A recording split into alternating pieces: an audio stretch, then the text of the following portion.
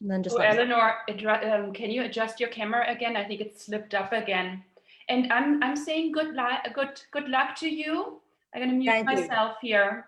Thank you for doing this. Oh, sure. Thank you. This is good. This looks good.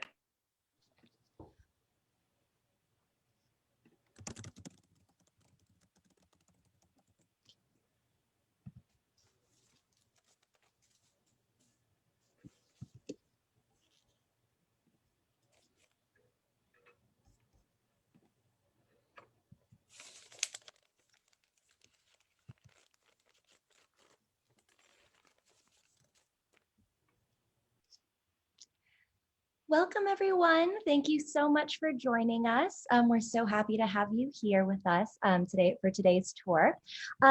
Just a couple of housekeeping things before we get started. If you're joining us here over Zoom, please keep yourselves muted while our docent Elinor presents today. If you do have any questions, you can either wait until the end and then you can unmute yourself and ask at that point. Or if you wanted to use the chat function, there is a button all the way down at the bottom of your screen labeled chat, and you can go ahead and use that, type in your question, and we'll be happy to address those at the end. If you're joining us over Facebook Live, you can also use the comment section on Facebook Live and ask your question there, and we'll be monitoring the chat there as well. Otherwise, I'll go ahead and turn this over to Elinor. We're so excited to have her today. This is the start of a 3-part lecture series. So I will go ahead and let her get started. Thank you so much, Elinor. Thanks, Samantha. Good morning, everyone. As Samantha mentioned, my name is Elinor Merl, and I'm a docent with the Timken Museum. And I'm delighted to be with you today to talk about Bartolomeo Veneto and his contribution to the genre of the portrait. Portraits. Today, we take them for granted, but from the 5th to the 15th century, for much of medieval history, discrete portraits of individuals were a rarity, a form reserved for rulers and historic figures. Only in the 15th century did European artists working both north and south of the Alps once again begin to produce distinctive portrait likenesses, reflecting a manifestation of Renaissance humanism with its emphasis on the individual and his place in the world. Portraits painted towards the end of the 15th century focused increasingly on inward states, on the portrayal of mental and moral attitudes. Now, initially, only the nobility, the royalty, and the clergy had the means to commission a portrait. But by the end of the century, portraiture became available to members of the newly wealthy middle class, for whom having your portrait displayed was a sign of high social status. It was a form of PR or marketing and a way to preserve their likeness after death. According to inventories of collections and estates, private Venetian collections included portraits that are mentioned only by the name of the artist, and that evidently did not represent a member of the family that owned the paintings. Instead, the works were acquired for their intrinsic artistic value and because of the fame of the artist who executed them. The portrait therefore moved from being merely a dynastic or genealogical record to an art object appreciated on a purely aesthetic level.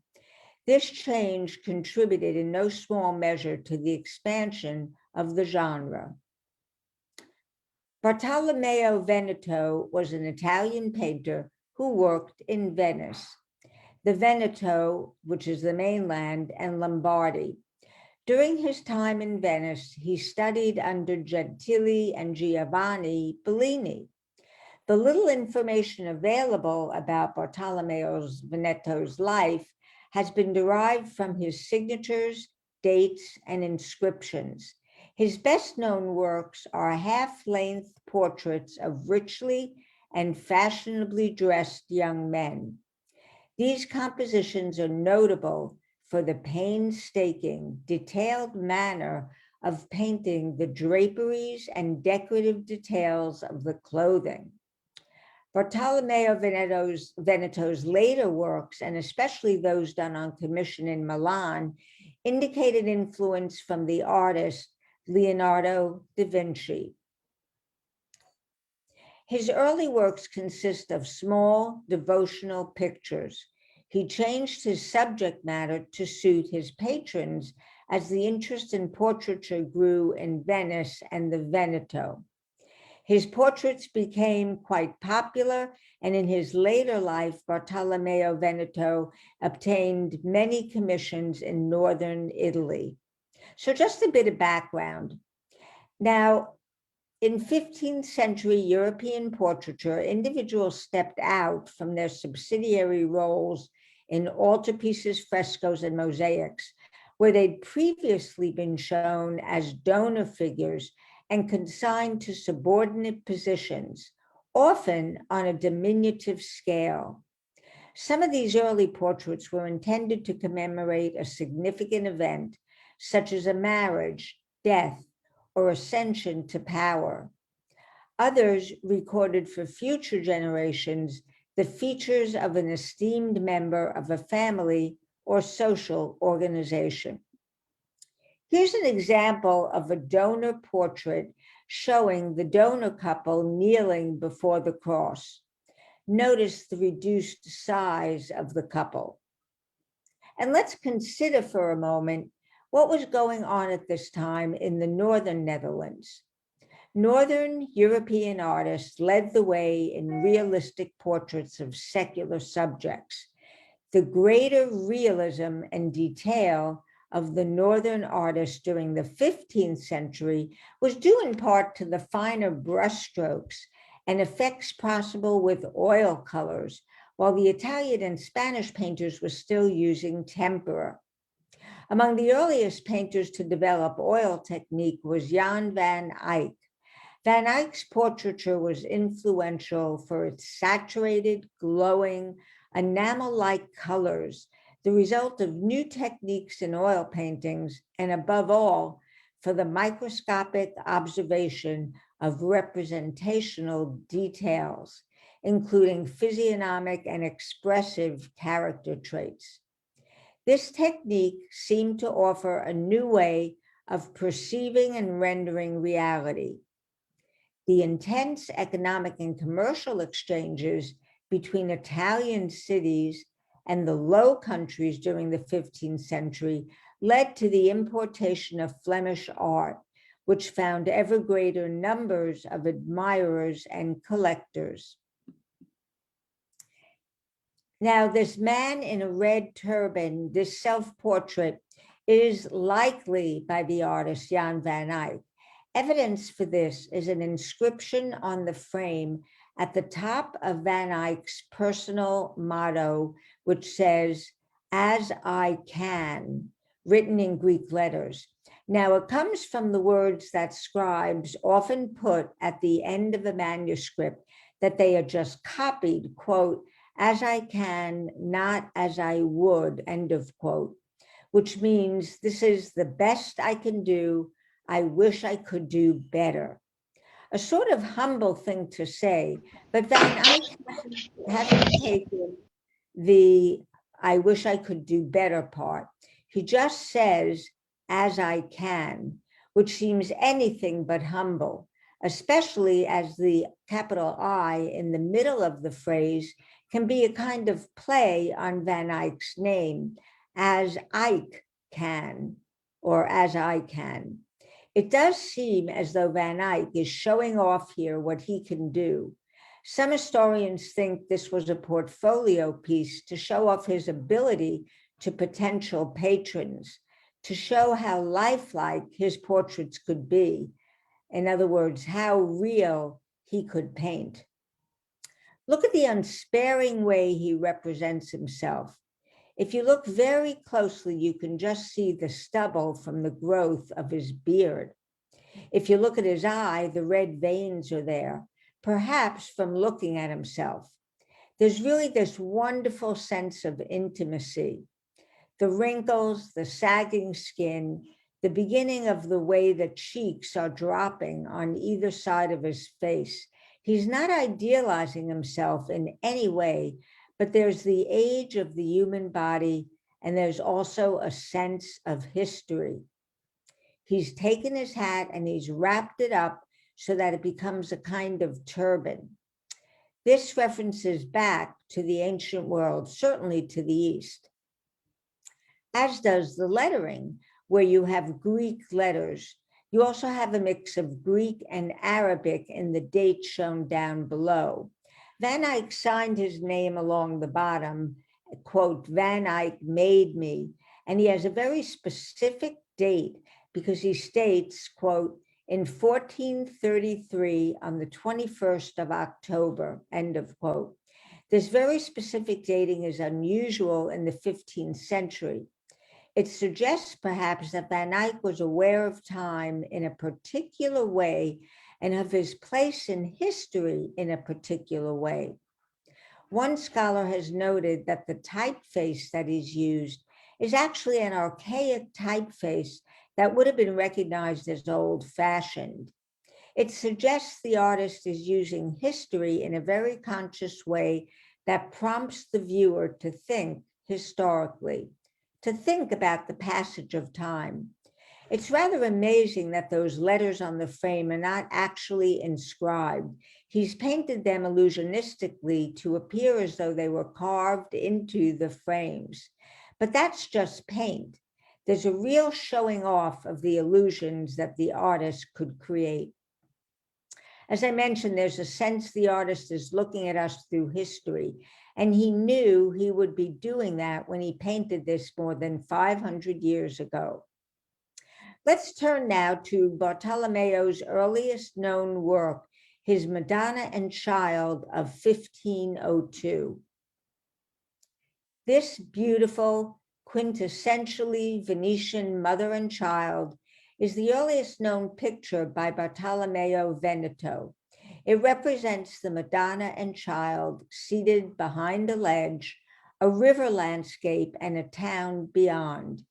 It's based on a design by the artist's master Giovanni Bellini, painted around 1490 for the sacristy of Santa Maria in Trastevere, Rome. Bellini's original is now lost, but is known through the copies and reimagined variations of his disciples. And here's Bellini's work from the 1480s. During the 1470s and 80s, Bellini produced a series of small-scale images of the Virgin and Child, which were destined for the homes of his Venetian patrons, who used them as aids to private prayer. So back to the Veneto work. You notice there's a cartellino, just like we have a cartellino in Lady in the Green Dress. There's a cartellino, a little scroll at lower left, and it bears the date 1502. And it's signed, curiously, Bartolomeo, half Venetian and half Cremonese, which suggests that he may have been born in Cremona and moved with his family to Venice at a young age, or that he was born of Cremonese parents in Venice. The precise date of his birth is not known, but the presence of the signature and date, as well as the remarkable technical refinement which the painting reveals, indicates that by this time, Bartolomeo Veneto was already an independent master with considerable prior experience. In the present picture, the Madonna wears a rich red dress and deep blue mantle, edged with delicate gold embroidery and lined with glowing yellow fabric. Covered by a white headdress, symbol of her purity, the Madonna's head towers over the horizon, set high against the limpid blue sky in which clouds float serenely, evoking the heavenly kingdom on earth.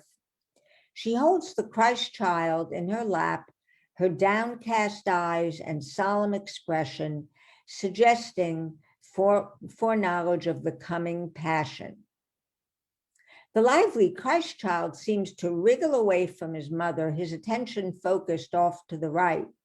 She in turn holds his small foot as if to gently restrain him, perhaps in an effort to protect him from his fate. Nestled within the verdant landscape behind and to the left of the Madonna is a careful rendering of the Basilica of San Antonio in Padua, with its cupola and campanile described in minute detail.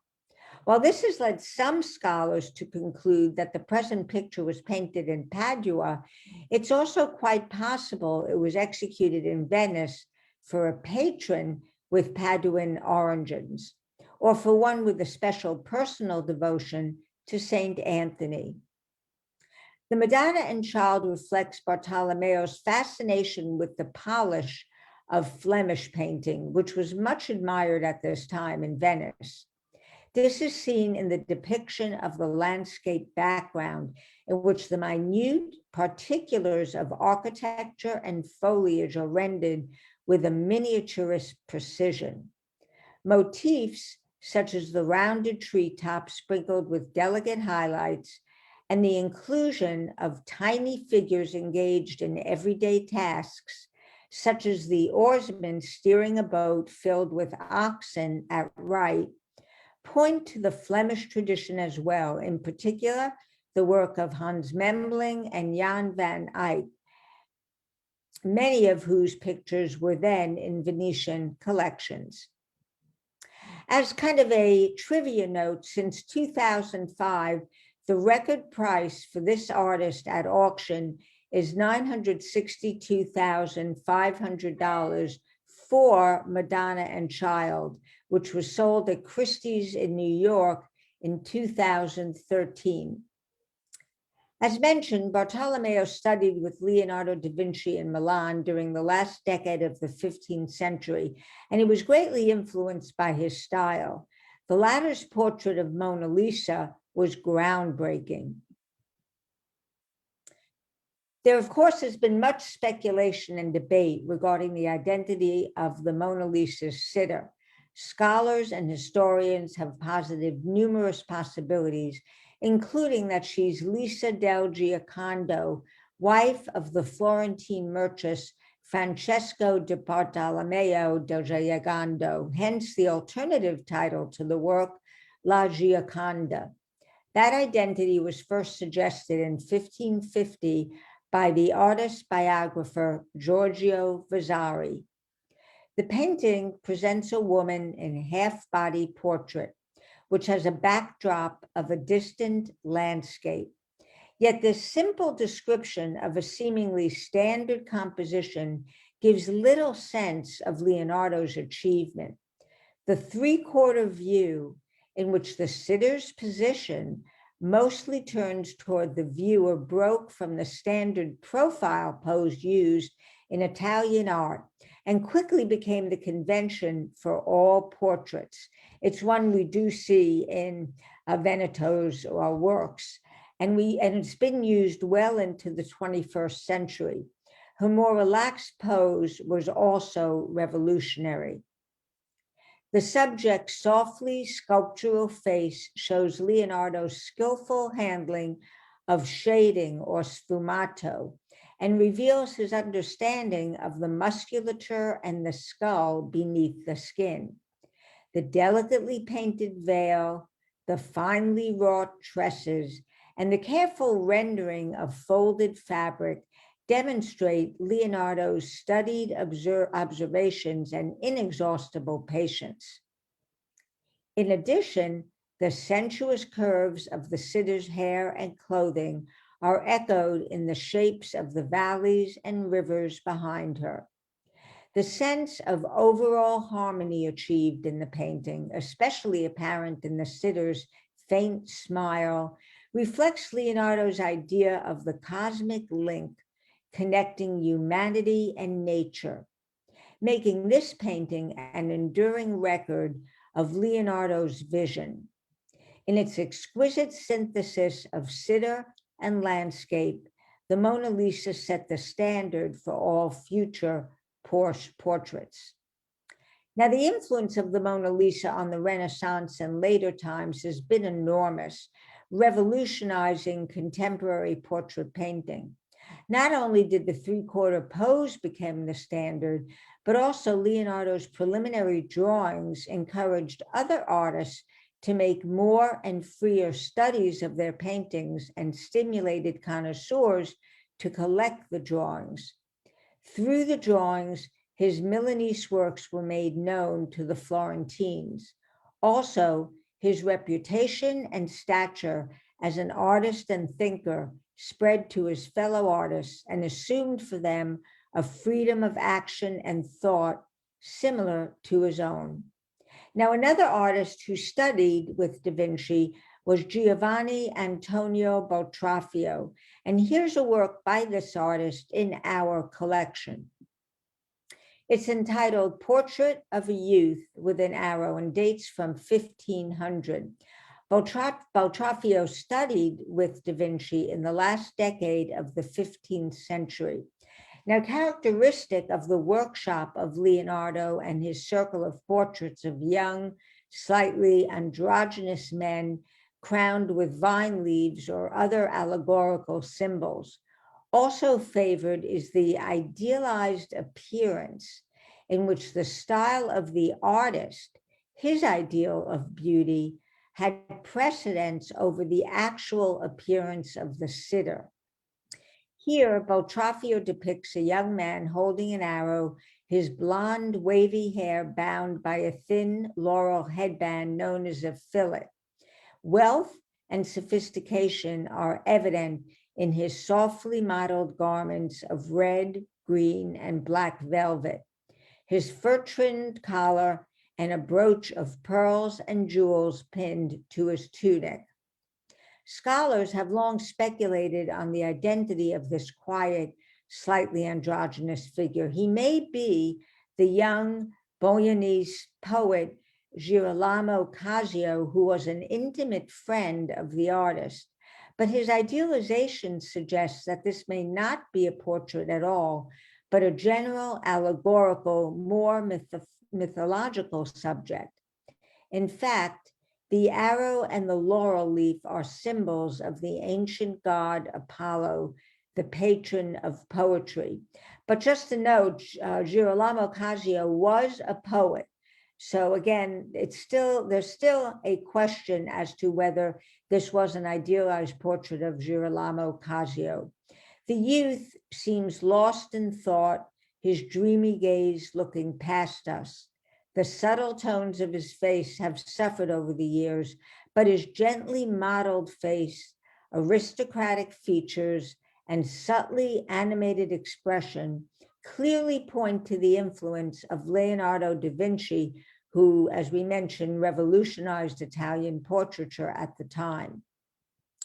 Boltraffio creates a balanced composition, focusing attention on the figure by placing him against a stark, black background and clothing him in jewel-toned contrasting colors.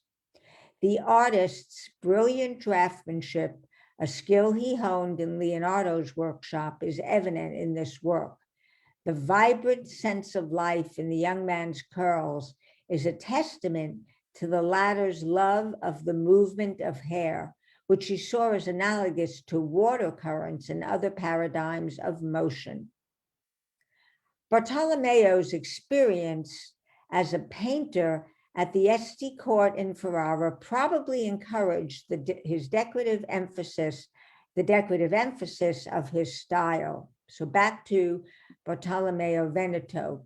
In this half-length portrait of a man from 1510, the flattened form of the fashionably dressed sitter is picked out against a deep red curtain so that the impression of material richness extends across the entire picture surface.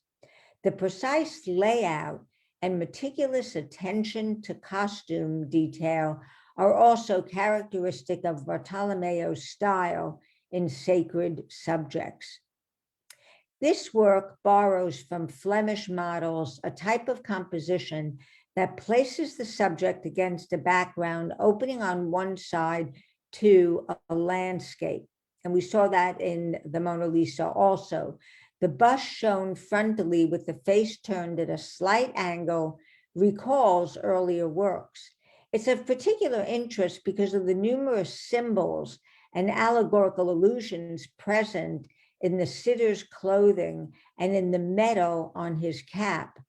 These allusions refer cryptically to aspects of the person portrayed and probably indicate his identity. The most likely hypothesis is that the large labyrinth on the man's doublet symbolizes the spiritual journey fraught with obstacles and difficulties that the soul must travel before reaching the end. The attainment of that supreme spiritual elevation is symbolized by the green pine cone at the top of the labyrinth. The pine cone, whose outer covering is very hard, has opened to release 7 pearls, symbols of the 7 revealed truths. The King Solomon's knots, represented on the doublet and repeated in a larger size on the sleeves of the fur-trimmed robe, reinforce the meaning of the labyrinth. The King Solomon's knot, by the way, is an ancient Celtic symbol believed to symbolize the union of man and the divine.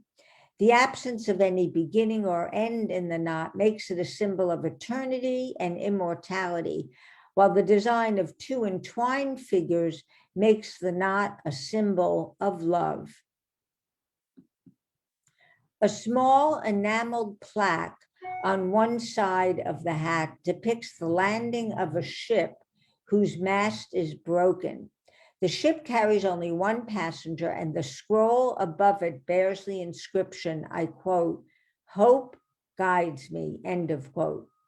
Such an image is meant to be interpreted in a moralizing way as a call to faith and hope, sentiments that ought to animate the pilgrim in his difficulties during the earthly voyage symbolized by the vessel with the broken mast at the mercy of the waves. The final attainment of salvation is represented by the green landing place. Now, the emphasis given to the symbols adorning clothing recall the fashion for emblems and devices embroidered on clothing. As noted by contemporary sources, this was characteristic of French officials and members of their retinue who had swept into Italy during the campaigns of Charles VIII and Louis XII, and whose fashion of displaying personal emblems on clothing spread among the Italian nobility. The unusual non-Italian shape of the man's hat here could mean that he was French, or at least foreign. The man depicted could thus be a member of high French society or of the French ruling classes present in Milan during these years. Now, we don't know the woman's identity in this portrait of a young lady from 1500 to 1510. However, the enamel and gold coronet she wears suggests she may be of high rank. The pattern embroidered on her white satin sleeves could be her family's heraldic device or perhaps a personal emblem. The fabric of her dress resembles a watered silk threaded with gold and could originally have been dark blue or violet. Her fine white linen shirt is of an unusual design, with 6 openings at the neck, each fashioned by petal-shaped enamel clasps tied with black laces. The hexagonal beads of the woman's necklace are decorated with symbols and letters that probably form parts of words from a prayer or religious text. Among the symbols are the cross, a ladder, pincers, and 3 nails, which are all associated with Christ's crucifixion. Now, this work, Flora from 1515, is traditionally considered a portrait of Lucrezia Borgia, the scandal-ridden daughter of Pope Alexander VI. In fact, it shows an unknown lady in the guise of Flora, the classical goddess of spring. Hence, the bunch of flowers in her right hand, and especially the fanciful costume with the turban and wig. She has a wreath of box leaves around the top of her turban. Underneath its folds, she has a headband and pieces of jewelry decorated with pearls. Now, at the time of this work, no respectable lady from the Venetian nobility would ever have dreamt of having her portrait painted in this daring outfit. And indeed, this is not a portrait in the classical sense, but the idealized image of a courtesan as a symbol of beauty, posed as Flora, the Roman goddess of spring. This interpretation can be drawn from the figure's attributes, and in particular, from the allegorical meaning of the flowers she's holding. Now, this young man is a portrait of a gentleman from 1520, is possibly a member of the Sforza household, the ruling family of Milan during the Renaissance. He wears a plaquette on his hat indicating his nobility and status. This medallion depicts an actual work by the artist Andrea Riccio. The medallion illustrates an allegory of fortune and virtue, personified by a winged woman and child. Portrait of Bernardino di Lesmo from 1529 represents the chamberlain of Girolamo Moroni, a member of the bourgeoisie. This tendency of works to represent members of the bourgeoisie, the mercantile world, and artisans, which would develop gradually over the second half of the century and culminate in the start of the 16th century, is one of the elements, together with fundamental changes in style, composition, and expression in the art of the period, that brought about a revolution in the portrait genre. Formerly attributed to none other than Leonardo, this painting should in fact be considered as one of the finest portraits by Bartolomeo Veneto, as we see in the folded scroll in the sitter's hand. This is Bernardino da Lesmo, master of the house to Count Girolamo Moroni. The painting is noteworthy for its attention to detail.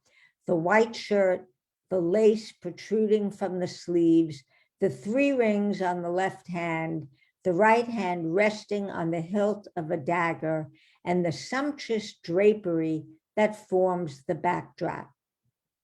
And this brings us to the work in our collection, Portrait of a Lady in a Green Dress, done at about the same time, 1530. And here is an intriguing young woman from 16th century Venice, whom we call Portrait of a Lady in a Green Dress. As I mentioned, it was painted in 1530 by Bartolomeo Veneto, and we know this because he signed his name on the little curly piece of paper to the sitter's right, called a cartellino. It's like a trompe l'oeil. It looks like you can pick it right off the painting.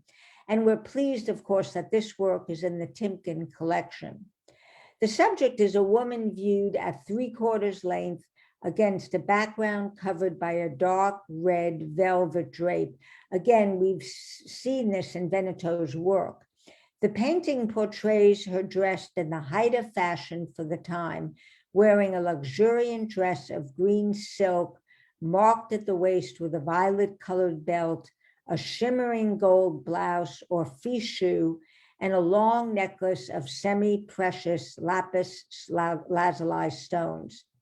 The ample and puffy green sleeves, which are tied on separately, are slashed so that she can pull out tufts of her undergarment or carmicia, showing us that she's rich and sophisticated enough to own underwear. And while she probably owned only 2 or 3 bodice tops and skirts, she may have had 10 pairs of sleeves so she could mix and match them to get lots of different looks. A bit unusual are her brown leather gloves. They're rather heavy looking, and they don't quite fit the rest of her clothing. Perhaps they were used for falconry, and if so, wearing the glove on her right hand would tell us she's left-handed, but we don't really know why these gloves are included. Thinner gloves, more fashionable gloves, did indicate upper class. Now, she wears an elaborate headdress called the scuffia, which is adorned with blue and gold ribbon and a white rosette attached to the center with a jeweled pin. She has lovely Titian ginger reddish hair, likely dyed with henna, a highly admired feature at this time. Bartolomeo intrigues us with hints of the lady's personality. Again, very new, very quite a change to portraits in the beginning of the 15th century, where you do see emotion with a piercing, wary, slightly petulant expression. She turns her head as if she just notices we're here. Such subtle animation was groundbreaking, revealing an interest in human emotion, drama, and nature. Now, the identity of Our Lady in the green dress was a mystery until recently, when a PhD candidate at UCSD conducted extensive research and has offered evidence that this young woman may be Maria Paleologo, who was engaged to be married to the son of Isabella d'Este, the Marquesa of Mantua, a very famous fashion leader and patron of the arts. The link is to the ornamental headdress. You see that the scuffia, which Isabella gave to those marrying into the Este family, we see the same scuffia on Our Lady and on the Titian portrait of the Marquesa Isabella d'Este, done at a similar time in 1534. So moving along, the following painting belongs to a series of works by Bartolomeo Veneto, which depict an unidentified female sitter playing a lute. Other similar compositions exist in which the lute has been replaced by a wheel, transforming the lady into Saint Catherine of Alexandria. This lady playing a lute has the sitter turning to the viewer with a sidelong glance and wearing an enigmatic expression. A skillfully rendered sheer veil covers her wavy hair, and intricate embroidery and jeweled trimming lines the bodice and sleeves of her green velvet gown. The music notes transcribed in the book below her follow some kind of comprehensive melody, but not one which can be identified with a known piece of music. The identity of the lady is unknown. This may be a portrait of a private client, and Bartolomeo specialized in such commissions, or it's perhaps a demonstration of the artist's ability to describe beauty and luxurious textiles. Scholars have theorized that these portraits, all of which are unsigned, may have been copied from an unknown source, perhaps an earlier work by Bartolomeo himself, or a 15th century prototype. Bartolomeo Veneto's lutinous portraits recall the female models of Leonardo da Vinci, to whom this painting was actually ascribed in the 19th century. Further association with Leonardo is created by the presence of a creature draped across the crook of the lady's left arm. A bit hard to see, difficult to see, but you can notice it. And it's reminiscent of the ermine in Leonardo's portrait of Cecilia Gallerani, known as Lady with the Ermine. The animal. Eleanor, Yes. I hate to interrupt. The cursor is in the center of your screen.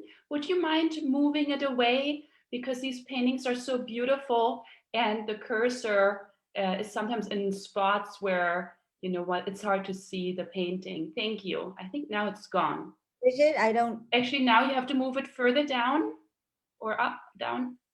Yeah, now it's gone. Thank you so much, and my apology for interrupting you. That's fine. Give me one moment. Aha.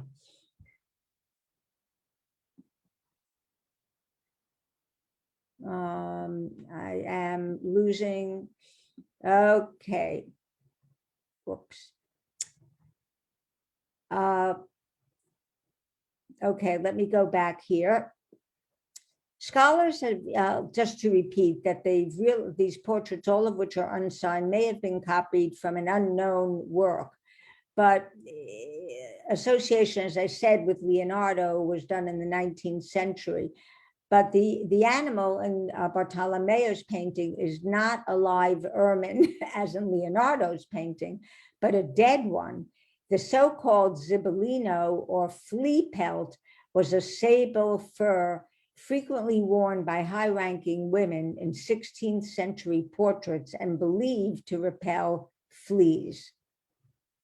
Our final work, Portrait of Ludovico Montenegro from 1530, has some of the same characteristics as we find in our work, Lady in a Green Dress.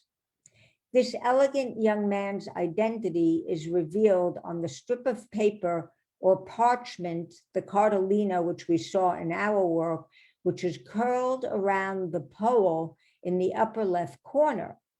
Bartolomeo Veneto used a suspended roll of paper as a device to identify the sitter in several of his paintings.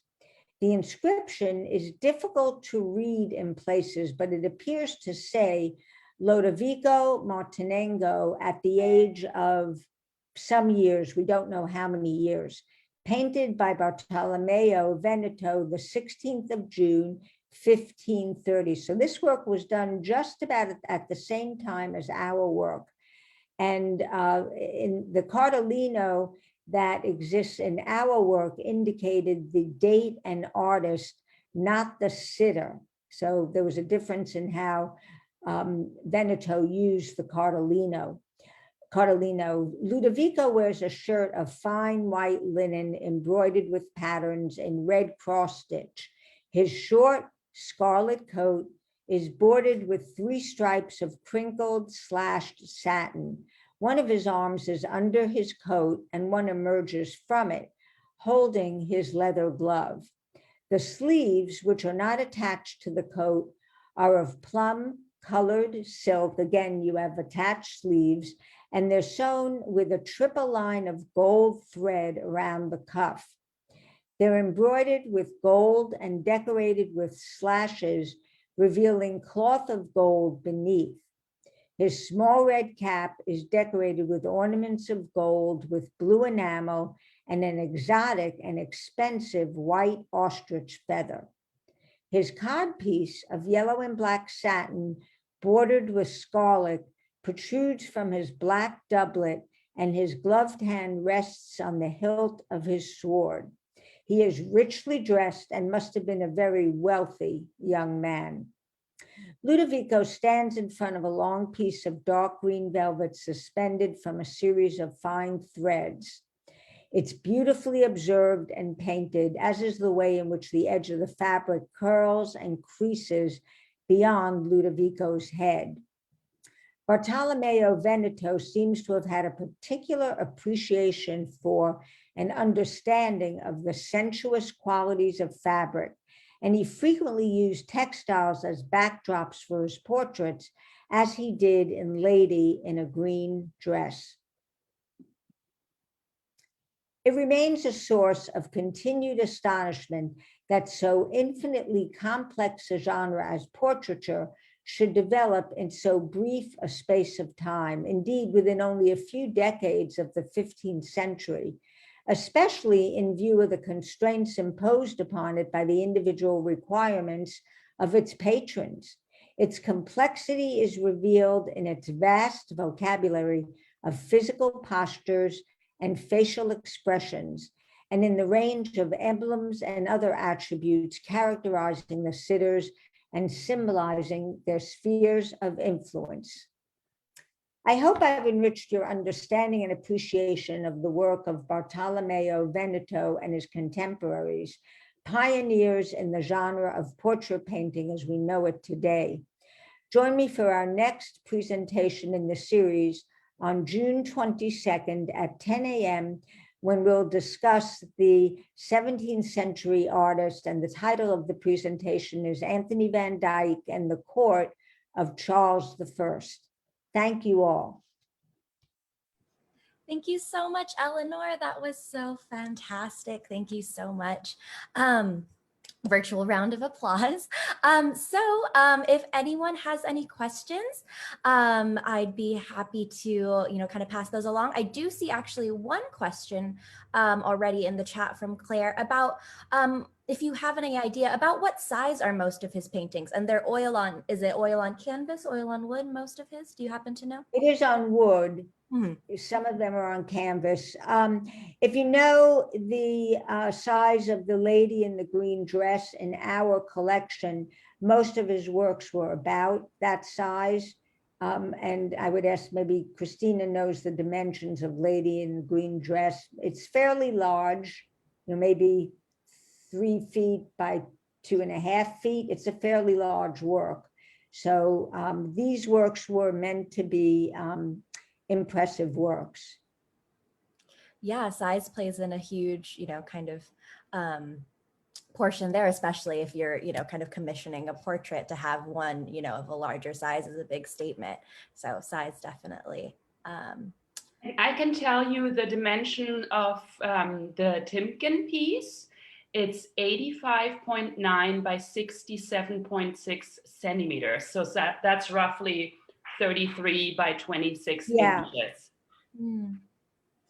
Sure, yeah, absolutely. I think Lorraine is asking color changes over time. Do you mind letting us know what you mean by color changes, Lorraine?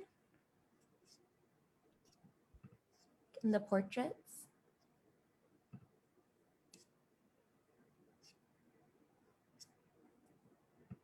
You could either certainly, as people, he, as I mentioned, Van Eyck in the north was using, tempera.